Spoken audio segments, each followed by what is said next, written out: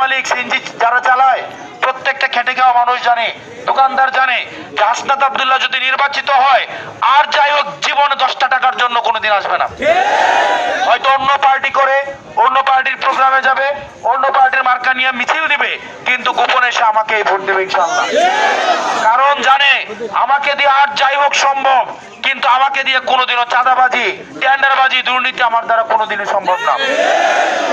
সেজন্য গত 1.5 বছরে আমি কিংবা আমার লোক বা 10 দলীয় ঐক্যবদ্ধ বাংলাদেশের কেউ আপনাদের কাছে একটা পয়সার জন্য কোনো দেয় নাই, কেউ চাঁদাবাজি করতে যায় নাই, কেউ বাজার দখল করতে যায় নাই, কেউ হাট দখল করতে যায় নাই, কেউ সিএনজি থেকে টাকা নেয় নাই। আমরা আমাদের জায়গা থেকে যারা বেকার, যারা কর্ম করে খায়, যারা রেমিটেন্স যোদ্ধা, যারা নেতা বানায়, এবার এই রেমিটেন্স যোদ্ধা যারা কর্ম করে খায়, যারা কলকারখানাতে কাজ করে, তাদের থেকে এবার নেতা নির্বাচিত হবে ইনশাআল্লাহ।